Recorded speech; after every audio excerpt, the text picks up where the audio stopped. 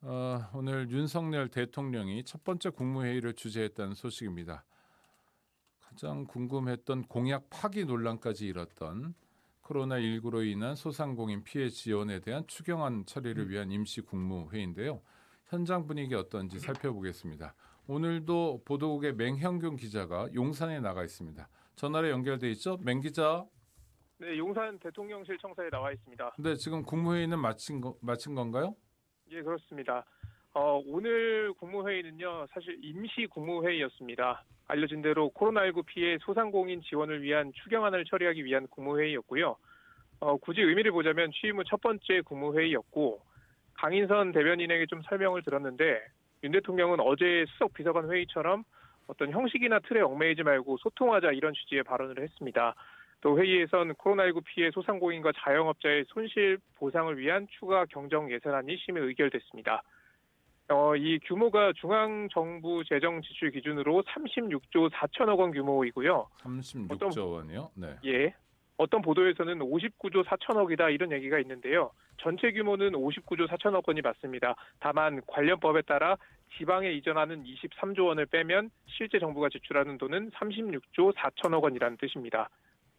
그리고 이에 따라서 소상공인들에게 손실보전금을 최소 600만 원에서 최대 1000만 원까지 지급을 하게 됩니다.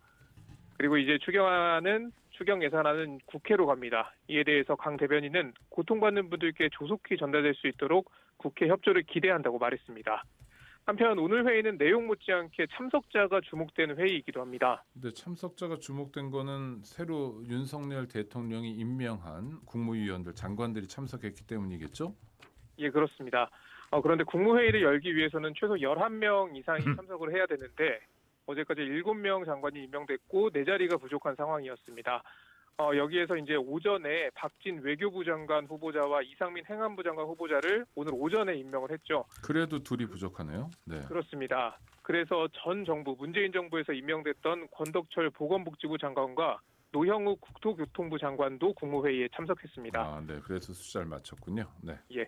문재인 정부에서 임명됐지만 이 두 분은 정치인 출신 장관이 아니라 공직에 있다가 장관에 임명된 인물이기 때문에 큰 잡음 없이 참석하게 된 것으로 보입니다.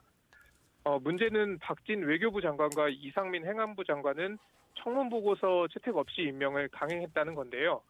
대통령실 설명은 한미 정상회담이 오는 21일에 예정돼 있고 또 다음 달 1일 지방선거도 있으니 이 두 개의 큰 행사와 관계된 부처 장관을 공백으로 둘 수 없었다 이런 설명을 했습니다. 일종의 강행이네요. 네. 예, 그렇습니다.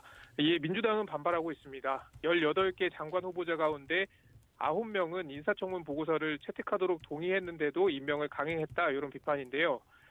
남은 인물들을 보면요. 정호영 보건복지부 장관 후보자, 또 원희룡 국토교통부 장관 후보자, 박보균 문화체육관광부 장관 후보자 등이 있습니다. 또 한동훈 법무부 장관 후보자도 있죠. 임명을 강행할 경우 파장이 큰 인물들만 남았습니다. 그리고 한덕수 국무총리 후보자 인준도 아직 합의에 이르지 못했습니다. 근데 또 세간의 관심은 대통령의 출근길인데요. 예. 처음으로 대통령이 출퇴근을 하기 시작했는데 예. 오늘 출근길 상황은 어땠습니까? 오늘도 소통은 있었습니다. 다만 길진 않았습니다. 다만 어제와 좀 다른 점은 윤 대통령이 오늘은 청사 정문으로 1층에 있는 정문으로 출근하지 않았고요.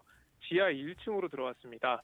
그러니까 지하 주차장까지 차를 타고 들어와서 지하에 마련된 출입구로 출근한 겁니다. 엘리베이터는 그곳에도 있으니까요. 네. 다만 제가 어제보다 짧았다고 말씀드린 건 안녕하세요라고 기자들에게 인사를 하고 기자들이 질문을 하나 던졌고 짧게 답한 뒤로 바로 올라갔습니다. 그러니까 뭐 한 18초 정도 걸린 것 같습니다. 어제에 비교하면은 상당히 짧은 출근길 기자들과의 만남이었습니다. 앞으로도 좀 어떤 날은 언론을 통해서 하고 싶은 말이 있는 날에는 좀 취재진 앞에서 질의응답을 할 것 같고요.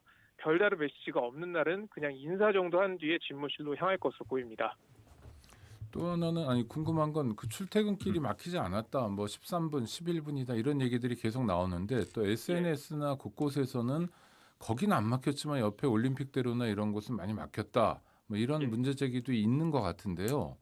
이게 가짜 뉴스인가요? 아니면 지금 청와대 대통령실에서는 뭐라고 합니까? 일단 대통령실에서는 실제로 대통령이 이동하는 시간은 10여 분 정도 그렇게 길지 않았다라는 설명을 합니다. 그거는 사실이고요. 네. 시민들은 그 인근에 있는 시민들은 그 시간에 그 인근의 도로에 있었으면은 교통체증이 발생할 수밖에 없지 않겠습니까? 네네. 그런 불만들이 나오고 있는 겁니다. 네, 알겠습니다. 또 다른 논란도 살펴보죠. 대통령실 비서진 중에 문제가 되는 사람들이 여럿 있는데요. 그 중에 하나가 종교 다문화 비서관 김성애 씨가 논란입니다. 어떤 소식인가요? 그러니까 동성애 혐오 발언과 일본군 위안부 피해자 비하 발언으로 논란이 됐는데요. 좀 내용을 보면은 3년 전에 이 SNS에 동성애는 정신병의 일종이라고 표현을 했습니다. 또 일본군 위안부 피해자의 보상 요구에 대해선 밀린 화대라고 하기도 했습니다. 아이고, 네. 또 있습니다. 지난해 쓴 글은 조선시대 여성의 절반이 성노리개였다라는 주장까지 했습니다. 일단 일부 논란에 대해서는 사과를 했습니다. 동성애 혐오 발언에 대해서 혐오 발언 성격이 있었다는 것을 인정하며 사과한다고 했고요. 그러면서도 나는 동성애에 반대한다 이렇게 얘기를 했습니다. 그러니까 이미 성소수자들은 상처를 받았을 텐데 굳이 또 반대한다는 말을 넣은 거죠. 그리고 일본군 위안부 피해자의 보상 요구에 대해서는 밀린 화대라고 표현한 점은 깨끗하게 사과한다 이렇게 이야기를 했습니다. 그런데 오늘 굳이 또 글을 올렸습니다. SNS에. 여성 인구의 절반이 언제든 주인인 양반들이 성적 쾌락을 얻는 대상이었다는 내용입니다. 앞서 설명드린 지난해 인터넷 신문에 게재한 글이 논란이 되자 또 입장을 밝힌 겁니다. 근데 이분이 인식 자체가 좀 문제가 있는 분 같은데 예. 여성 인구의 절반이 성적 놀이개였다는 건 어디에 근거한 건가요? 그냥 인상 비평도 아니고 왜 이렇게 막말을 일삼는 거죠? 이게 이제 조선 시대에는 네. 이제 노비 양건법으로 노비가 늘었고 그리고 양반들이 여성 노비를 선호했다 이런 취지로 설명을 했어요. 근데 사실 그 과학적으로 이거를 입증할 수 있는 거는 근거는 좀 부족해 보입니다. 아니 그러니까 뭐 어디서 이상한 저 삼류 드라마 한 편 보고 드라마도 삼류가 없을 텐데 보고 와가지고 아무 막말이나 한 사람이 대통령의 주요한 보좌진이고 뿐만 아니라 종교 다문화 비서관이잖아요. 그러니까 예, 맞습니다. 우리 뭐 가톨릭 같은 경우도 이분이 창구가 돼야 되는 거잖아요. 약간 좀 섬뜩하다는 생각도 드는데요. 또 뭐 그냥 대통령실에서는 그냥 강행할 태세입니까? 어떻게 되는 겁니까? 일단 비서관은 임명을 했으면 끝입니다. 뭐 청문회가 있는 게 아니니까요. 이미 그렇죠. 업무를 네. 시작을 했고요. 그런데 이 김 비서관 발언을 두고 시민사회 수석실을 강화한 취지가 좀 무색하다 이런 반응이 나옵니다.